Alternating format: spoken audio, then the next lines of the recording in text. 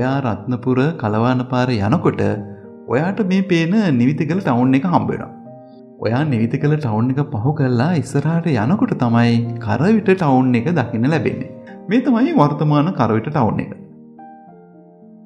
කරවිට town එක පහු කරලා තවත් ටිකක් යනකොට ඔයාට 14 කණුව හම්බ වෙනවා. ඔයා දැන් මෙන්න මේ වමට තියෙන පාරෙන් හැරිලා ටික දුරක් යන්න. එතකොට ඔයාට පේන මේ නිව් මොරවක් ඇල්ල වත්ත තමයි විකුණන්නේ.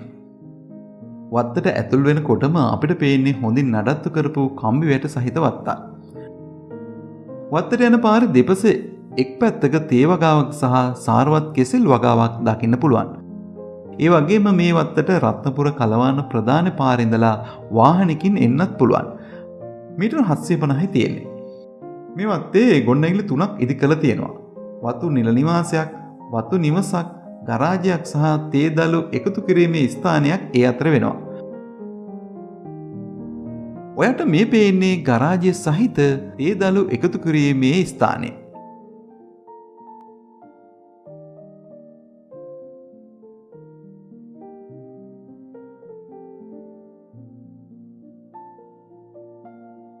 හරි. දැන් අපි යමු මේ වත්තේ ඉහළ මායිම් පැත්තට.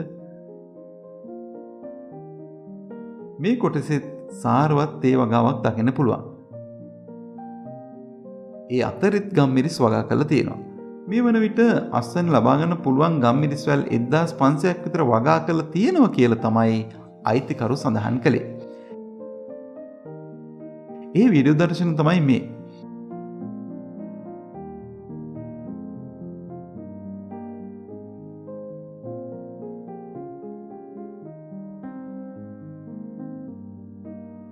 ඒ වගේම ක්‍රමානුකූලව වතුර බැස යන ආකාරයට කාණු පද්ධතියකුත් සකස් කරලා තියෙනවා.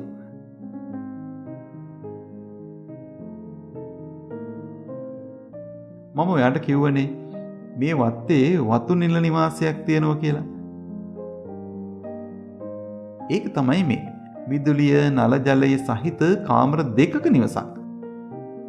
නාන කාමරේ සහ සේවක වැසිකිලි වෙන වෙනම ඉදි කරලා තියෙනවා.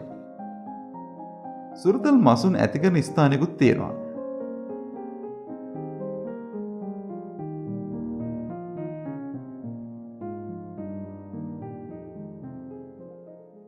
ඒකම වතුර ලීටර් 20000ක ධාරිතාව සහිත වතුර ටැංකියක් තියෙනවා.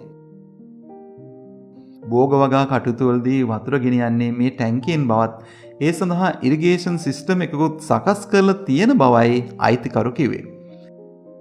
එහෙනම් අපි දැන් යමු මේ වත්තේ පහළම ආයිම පැත්තට.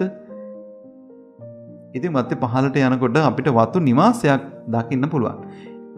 ඉඩකඩ සහිතව ඉදි කරපු වතු නිවසක්. සිනකර ඔප්පු සහිත අක්කර 6ක්. ඒ අක්කර 5ක්ම මූලික වගාවන් දෙකක් වගා කරලා තියෙනවා.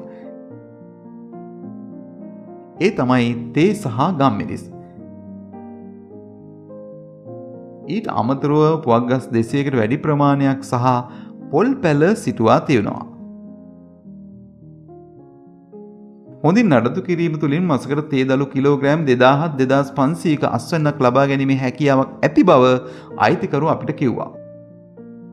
ඒ වගේම ඉතිරි අක්කරයෙන් වැඩි කොටසක් කෙසෙල්.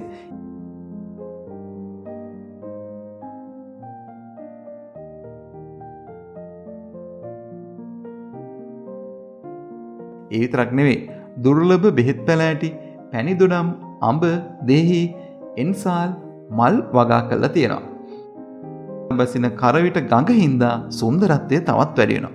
ඔයාට මේ පේන්නේ වත්ත මායිමෙන් ගලා බසින සුන්දර ගඟ.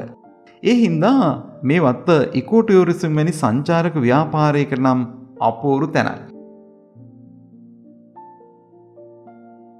ඒ වගේම නැදුම් වැනි වටිනා දෑවර්ගත් වත්තේ මායිම්ට වෙන්න වගා කරලා තියෙනවා.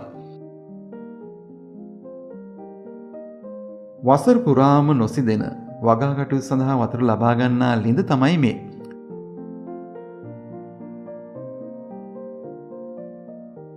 විදුලිය සහ මාර්ග පහසුකම් සහිතයි. හරි.